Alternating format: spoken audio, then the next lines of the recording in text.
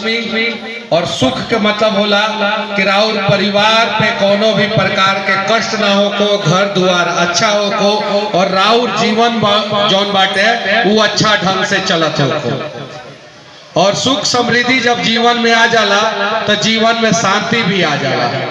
वर्तमान समय में रौनी के सब कोई के पता बा कि हमनी के बिहार में 95% लोग के जीवन में सुख समृद्धि शांति एक साथ नहीं है। और वो तभी आई जब माता रानी के आशीर्वाद हमनी पे बनी और साथ ही साथ हमनी के कर्म और सब कुछ जौन बाटे वो हिसाब से होई। तो प्रयास करिए हमनी के कि अपना जीवन में सुख समृद्धि शांति आओ माता के आशीर्वाद से और साथ ही साथ हमनी के अपना कर्म से। ऐसा रिश्वा बाजार जहाँ से हम अपन पढ़ाई के शुरुआत कैनी, दूसरा क्लास से जौन बाटे यहाँ से पढ़ल शुरू कैनी और 5वां क्लास तक यहाँ हम पढ़ाई कैनी नवीन आदर्श विद्या मंदिर में। और लगभग जौन स्थिति ओवर रहे तौने स्थिति अभियो बाटे। एगो खाली हो सामने वाला रोड के छोड़ के तनी सो चौड़ा भइल बा, बाकी सब रोड के उहे स्थिति बाटे। बस माता से हम विनती करें कि माता हम सभी लोग पे जौन बाटे आशीर्वाद बनाई और इस सरिस्वा शहर भी एगो ऐसा शहर बनो। हालांकि अभी बाजार बा, बाजार जौन बाटे शहर में कन्वर्ट हो जाओ और इस सरिस्वा शहर में जौन बाटे माता इतना आशीर्वाद लोग के दी कि कम से कम हमरा इस सरिस्वा बाजार में 500 बढ़िया शोरूम खुल जाओ। अगर 500 बढ़िया शोरूम खुल जाए, बढ़िया बढ़िया ये अस्पताल खुल जाए, बढ़िया हॉस्पिटल खुल जाए, सरिस्वा के विकास हो जाए तो सरिस्वा के आसपास के क्षेत्र के लोग बाहर ना जाए। साथ ही साथ सरिस्वा बाजार के एगो बहुत दिन से मांग बा और वो ये मांग बा कि यहाँ एगो ब्लॉक और एगो थाना के स्थापना हो बाटे कि ना बाटे ना। और मझवलिया ब्लॉक जौन बाटे अपना पूरा चंपारण के सबसे बड़का ब्लॉक बा, जौना में 29 को पंचायत बा। अगर मझवलिया ब्लॉक से कुछ पंचायत काट के और कुछ चनपटिया ब्लॉक से पंचायत काट के अगर सरिस्वा में एगो ब्लॉक के स्थापना हो जाता और एगो थाना के स्थापना हो जाता तो सरिस्वा बाजार के सीधे रौनक बढ़ जाई। यहाँ दुकानदार लोग के कमीनी बढ़ जाए। दुकानदार में अगर केहू फल बेचता या केहू किताब बेचता, पूजा के सामग्री बेचता या किराना के दुकान केहू के बाटे, अगर यह थाना और ब्लॉक बन जाए तो सब लोग के इनकम बढ़ जाए। कोनो बड़का काम नहीं है। बहुत सारा ब्लॉक जौन बाटे वो 12 गो पंचायत के बाद, 10 गो पंचायत के बाद, 14 गो पंचायत के बाद रामगढ़वा और सुगौली ब्लॉक देख ली लगिन 14 गो पंचायत के साइज से बा। नौतन बैरिया ब्लॉक देख ली लगिन कितना पंचायत के बा। बेतिया ब्लॉक देख ली कितना पंचायत के बाटे। और मझवलिया ब्लॉक देखी, चनपटिया ब्लॉक देखी। मझवलिया 29 पंचायत के और चनपटिया 24 पंचायत के। इतना ना ज्यादा ऊपर लोड बा कि कर्मचारी से लेके बीडीओ सीओ सब लोग गड़बड़ी करता, हमनी के कुछ नहीं कर पाओ। सही बात बा कि ना।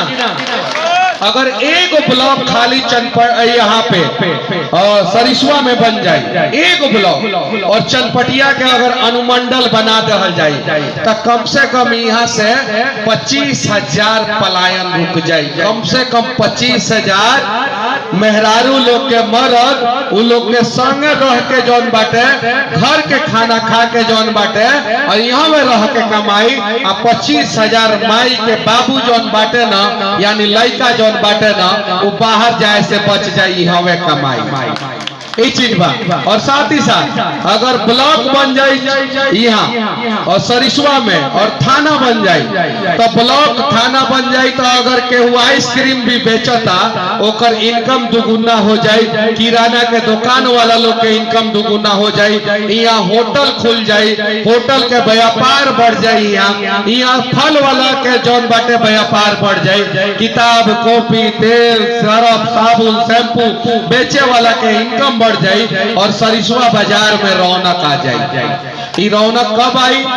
जब माता के आशीर्वाद हमनी पे होई और हमनी के बिना मंगले कुछ ना मिलेला। मिलेला का? एगो छोट लड़का रोएला तो माई के पता चलेला कि भूखे बा कि तबीयत खराब बा, ओकर रोआई से माई के पता चल जाला। हमनी के दुख और दर्द माई देखी कि हमनी के कौना कष्ट में बानी संग, ई बाजार के लोग कौना कष्ट में बाटे, ई तिरवाह के लोग कौना कष्ट में बाटे, चनपटिया विधानसभा के लोग कौना कष्ट में बाटे, चंपारण के लोग कौना कष्ट में बा, बिहार के लोग कौना कष्ट में बा।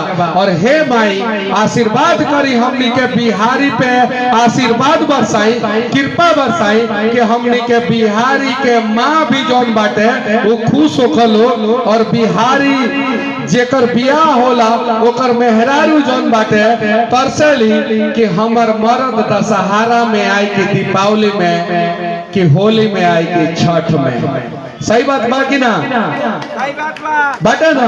तो हे माई आशीर्वाद बरसाई कि हमनी के बिहारी के सारा दुख और दर्द जौन बाटे दूर हो जाओ, काहे कि पूरा देश हमनी के चलावत आनी संग, हमनी के अपन राज नहीं चला पावत संग, हमनी के अंदर सब कुछ बा, बल बुद्धि विवेक साहस हर चीज बा हमनी के अंदर, लेकिन हमनी के कहीं ना तो कहीं शायद से रास्ता भटक गइल बानी संग। तो हे माई हमनी के एगो रास्ता दिखा दी, सही रास्ता दिखा दी, जौन रास्ता पे चल के हमनी के अपन किस्मत के साथ साथ चनपटिया के किस्मत के साथ साथ चंपारण के किस्मत के साथ साथ पूरा बिहार के तकदीर और तस्वीर बदल दी सक। ये आशीर्वाद जौन बाटे वो माँ हमनी के ऊपर बरसावस और जगह माँ राक्षस के वध कैले बाड़ी ओंगई हमनी के अंदर इतना बुद्धि और विवेक होको, हमनी के अंदर इतना ताकत होको कि हमनी के बिहार से भ्रष्टाचारी के वध करके जौन बाटे बिहार से बाहर भगा दी सी। आई तभी संभव हो सकता जब हमनी के बल बुद्धि विवेक सही रास्ता पे चलल शुरू कर दी और सही रास्ता पे चलन संग तब बिहार के सही तकदीर और तस्वीर बन जाए। हम पार्टी के बारे में चुनाव लड़ता नहीं, चुनाव के समय बा तो चुनाव के तो बात करबे करे, हमार मजबूरी बा। एगो डॉक्टर बानी अगर यहाँ के अभी फोन आ जाए तो इलाज करे चल जाए, एगो दुकान वाला बानी अगर वहाँ अभी ग्राहक आ जाए तो वो अपन दुकान पे चल जाए, एगो पंडित जी बानी यहाँ के केहू जजमान फोन करी तो वहाँ चल जाए पूजा करावे। तो हम एगो पार्टी से चुनाव लड़ता नहीं तो हम अपन पार्टी के भी बारे में तो बात करबे करे, हमार कर्म बनता, हमार दायित्व बनता कि ना बनता। अगर केहू माँ बा ओकर बेटा रोई तो यहाँ से सीधे अपना बेटा लेके चल जाए, केहू बाप बा और ओकर घर पे अगर ओकर बेटी ओकरा के बुलाई तो वो अपना बेटी लेके चल जाए। तो एगो हम नेता बानी, नया नेता बानी, युवा नेता बानी, नई पार्टी के साथ जन सुराज के साथ हम तैयारी करता नहीं, चुनाव लड़ता नहीं तो हम रौनी से आशीर्वाद तो मांगबे करे। अब राउर मन बा, राउर आशीर्वाद रउआ हाथ में बा, मन करी तो दी ना मन करी तो ना दी, लेकिन हम तो मांगबे करे आशीर्वाद रौनी से कि हमरा ऊपर आशीर्वाद बरसाइला। जैसे लोग आवेला माँ से आशीर्वाद मांगेला, माँ सबके मनोकामना पूरा करेली, लेकिन कभी कभी कुछ लोग के नाहियो करेली। सही बात बा कि ना?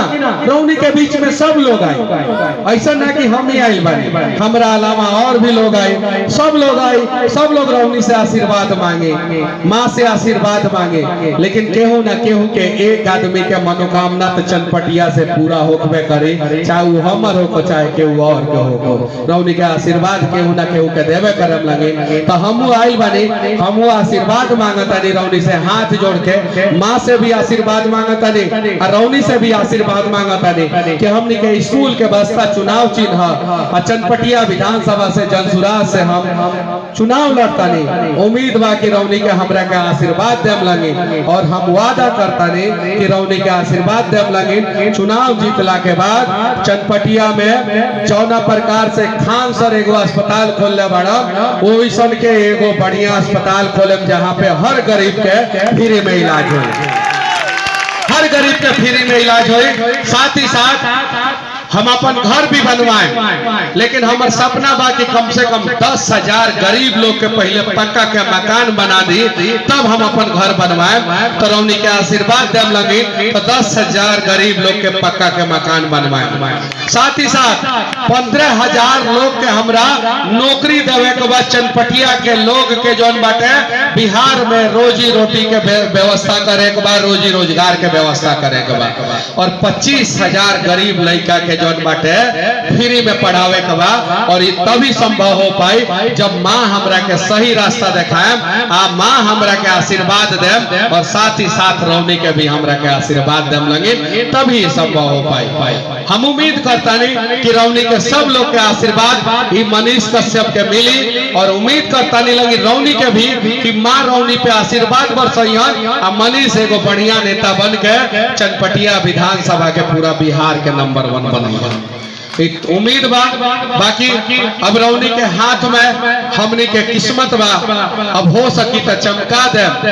हम यह उम्मीद करके यहाँ से जाता नहीं। अब बाकी माँ से भी जौन बाटे हम अपना लाख और रौनी लाख और पूरा बिहार लाख, पूरा देश लाख सुख समृद्धि शांति के कामना करता नहीं। जय माता दी। जय माता दी। डॉक्टर साहब भी 2 शब्द बोलेंगे कुछ। विकास भाई भैया उमकान सिंह पे कुछ बोले हैं ना? Hello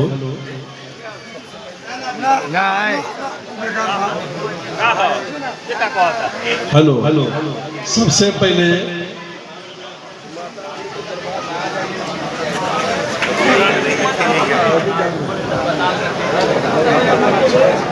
hello hello